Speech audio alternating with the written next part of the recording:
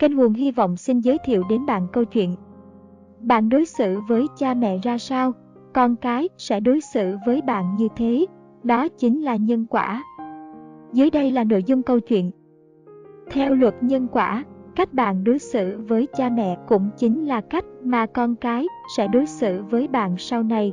Chính vì vậy, hãy làm gương cho con bằng chính lòng hiếu thảo của mình. Một ông cụ già yếu chuyển tới sống với con trai, con dâu và cháu trai 4 tuổi. Tuổi già sức yếu, tay ông cụ luôn luôn run rẩy, mắt mờ đục đi, thậm chí đi lại còn không vững. Ban đầu, tất cả mọi người đều dùng bữa cùng nhau trên bàn ăn. Tuy nhiên, với đôi tay lúc nào cũng run bần bật và đôi mắt đã không còn nhìn rõ, việc ăn uống trở nên khó khăn hơn bao giờ hết. Thức ăn và đồ uống vương vãi khắp chỗ ngồi của ông cụ. Điều này khiến cho con trai và con dâu ông vô cùng bực mình.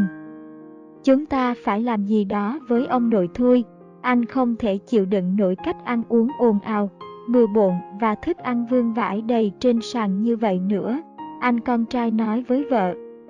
Ngày hôm sau, hai vợ chồng anh con trai kê thêm một chiếc bàn nhỏ ở trong góc làm bàn ăn cho bố. Ông cụ ngồi ăn thui thủi một mình trong khi gia đình con trai vui vẻ ăn tối ngay bên cạnh. Sau khi làm vỡ vài chiếc đĩa đựng thức ăn của ông cụ được đựng vào một chiếc bát gỗ. Thỉnh thoảng nhìn sang phía chiếc bàn nhỏ, mọi người đều nhận thấy những giọt nước mắt chậm chậm lăn trên má ông cụ. Thế nhưng, những gì mà hai vợ chồng người con trai thốt ra chỉ là những lời chì chiết gai góc bất cứ khi nào ông cụ làm rơi ao nĩa hay làm đổ thức ăn. Trong suốt thời gian đó, cậu con trai 4 tuổi đã lặng im quan sát tất cả. Một hôm trước bữa ăn tối, ông bố nhìn thấy con trai nhỏ đang chơi gì đó với miếng gỗ thừa trên sàn nhà, liền nhẹ nhàng hỏi xem cậu bé đang làm gì.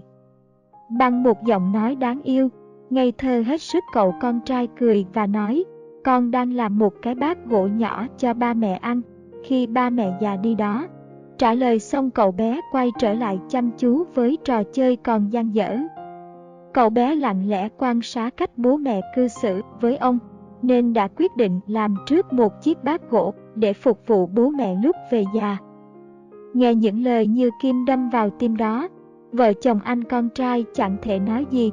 Nước mắt vo đầu chảy dài trên má cả hai người. Mặc dù không ai nói với ai câu gì, nhưng cả hai vợ chồng đều biết họ sẽ phải làm gì. Trong bữa tối hôm đó, anh con trai đã nắm lấy bàn tay run rẩy của bố mình, nhẹ nhàng dắt ông trở lại bàn ăn ngồi cùng với cả gia đình. Từ đó cho tới những ngày cuối cùng của cuộc đời, ông cụ vẫn luôn ăn tối cùng gia đình, còn con trai và con dâu cũng chẳng ai để ý tới chiếc đĩa bị rơi, vết sữa đổ hay khăn trải bàn bị ố nữa.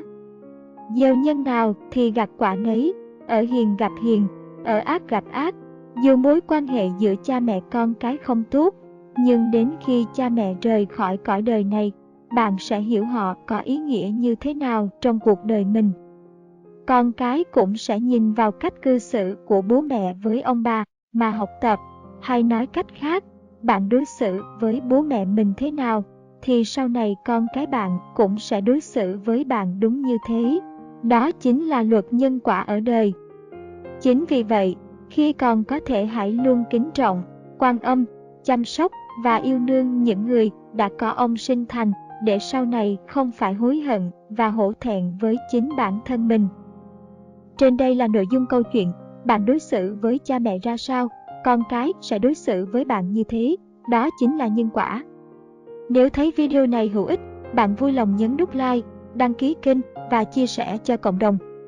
Chúc bạn luôn bình an, hạnh phúc, tràn đầy sự thiện lương và lòng chân thật. Cảm ơn bạn đã theo dõi.